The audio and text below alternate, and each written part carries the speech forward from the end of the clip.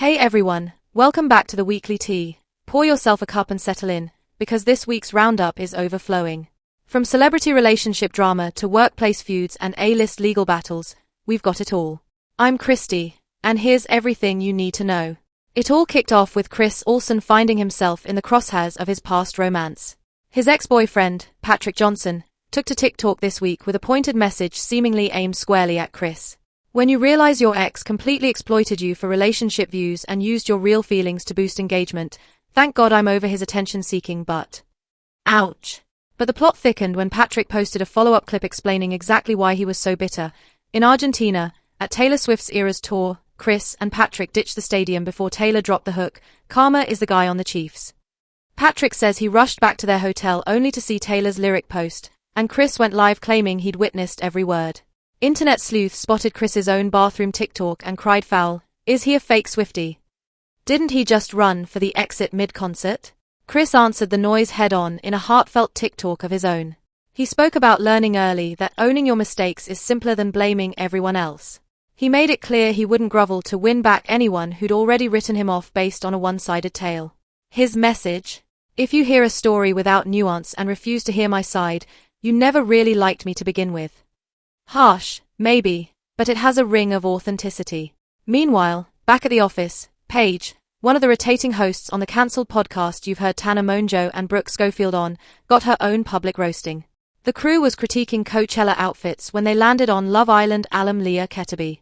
Paige called Leah's pre-Coachella look cute but boring for the festival's electric vibe, suggesting studded accessories or grungier boots might have spiced it up. Leah saw a clip on Instagram, replied with "Who even is that girl?" and her army rushed to her defense in Paige's comments. Paige later jumped on TikTok to clear the air. She wasn't on a crusade to ruin Leah's life, she simply thought the dress didn't scream festival. She apologized if calling it boring triggered a meltdown, quipping, "God smite me for noting that Coachella's a time to take fashion risks." Lesson learned, or at least, lesson paid for in comment section fury. Now, let's cross the Hollywood lot to Blake Lively and Ryan Reynolds.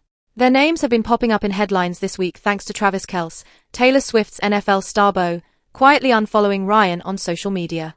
Why would Travis do that? Reporters point to the ongoing defamation suit Justin Baldoni has filed against Blake. Taylor's name surfaced in court filings. Apparently she once appeared in Blake and Ryan's penthouse during Justin's business meeting, so some wonder if Kelce is nudging Reynolds away out of Swiftie solidarity or headache avoidance. Blake's out promoting her new film, Another Simple Favor, on Amazon Prime, and she's clearly feeling the heat.